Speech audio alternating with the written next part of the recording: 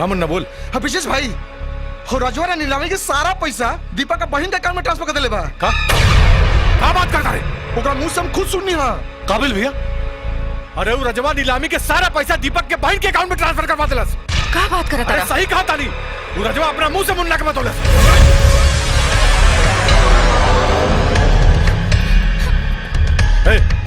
सोना के लेके नीचे आ।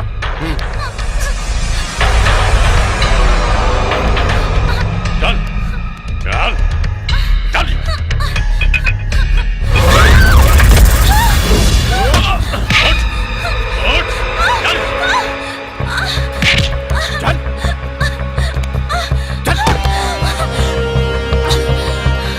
बैंक अकाउंट का पासवर्ड बोल। ना बताई। अरे जल्दी बोलो, मुआ दो, बोल पासवर्ड। मुआ तो चाहिए आता, हम ना बताई तो ना बताई।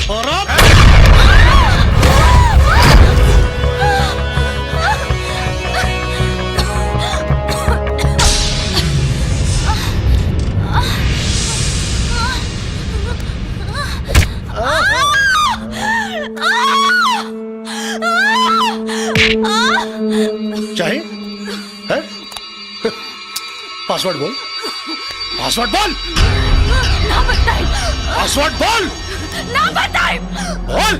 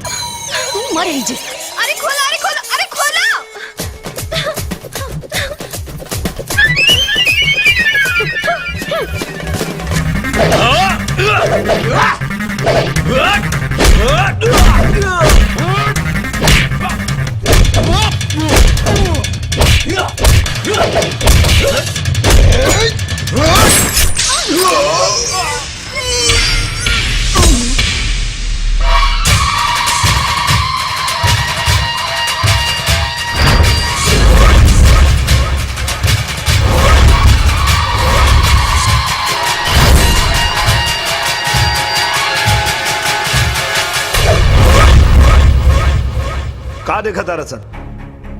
हमरा के जिंदा देख के तोनी के हवा टाइट हो गई का?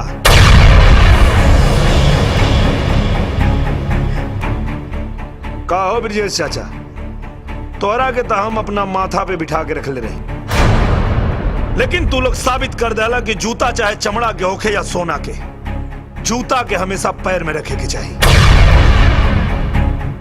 गोड़ लगाता नहीं है माई, बा माई बा।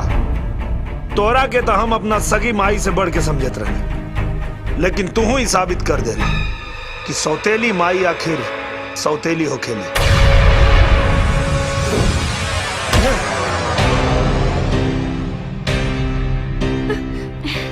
हम खुद बरगद बनकर छांव जमाने भर को बांटते रहे और हमारे अपने ही हमें रोज थोड़ा थोड़ा काटते रहे। तो हमरा मारे के तो बड़ा बढ़िया प्लान बनैले रहला, लेकिन वो कहावत सुन ले बड़ा ना, जाको राखे साइया मार सके न कोई। तो हर आदमी हमरा गलतफहमी में राजा पे अटैक कैले रहनी।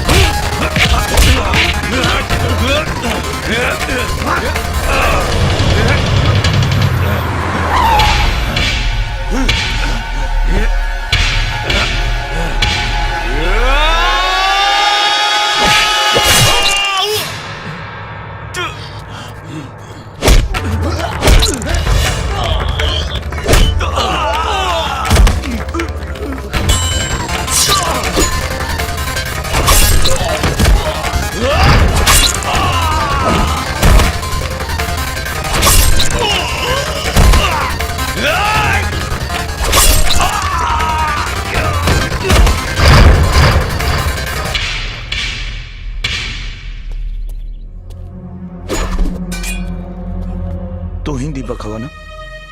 हाँ, लेकिन तू क्या हुआ और हमके कैसे जाना था? हम तो हम सकल हैं और यही के फायदा उठा के हम तो पूरा प्रॉपर्टी हड़पे खातिर आए नहीं का। लेकिन कमाल ही बा कि तू अपन जान के बाजी लगा के हमार जान बचा लेला। इंसानियत भी कुछ चीज होला भाई, लेकिन गुंडा लोग के रहे। पता ना हमरा के मारल चाहत रहे लोग ना, तोहरा के ना, ये सब हमरा के मारे आए रहे सब। काहे? ये तो पता नहीं के, ये तो पता लगावे के बा गुंडा लोग के रहे। एक तरीका बा। कैसे? ये आदमी हमनिए के कद काठी के बा। एकरा के तोहार कपड़ा पहना के तोहरा गाड़ी में डाल के खाई में फेंक दिया जाओ। दुनिया दीपक के मरल समझी और तोहार दुश्मन खुल के बाहर आ जाए। लेकिन तू हमार मदद काहे कैल चाहता रहा? इंसानियत भी कोनो चीज होला भाई।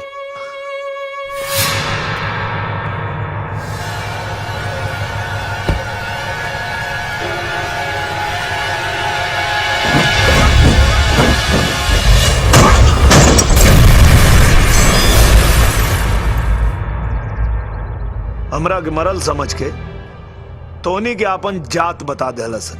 हम और राजा मिलके तोहनी के औकात बता देनी है। ठीक से याद करो लोग, जब तोहनी लोग दीपक के मरल समझ के सोना पे अत्याचार करत रह लोग, तब तोहनी लोग के बैंड बजावे खातिर हम आइल रहनी।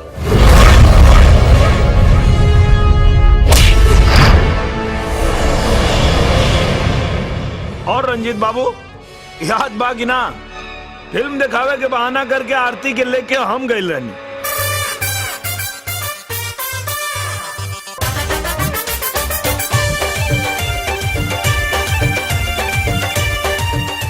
और आरती के मोटरसाइकिल पे बिठा के हम ले गए रहनी।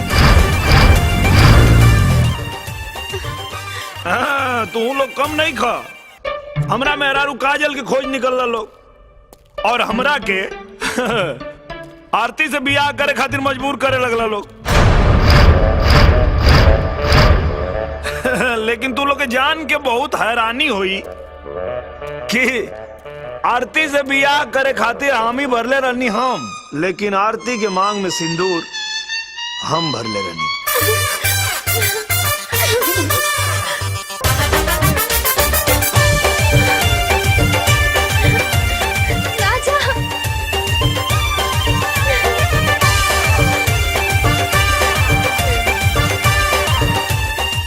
हीरो ना आई है, हम माँ बेटी शूटिंग ना करब। ए भाई, ए!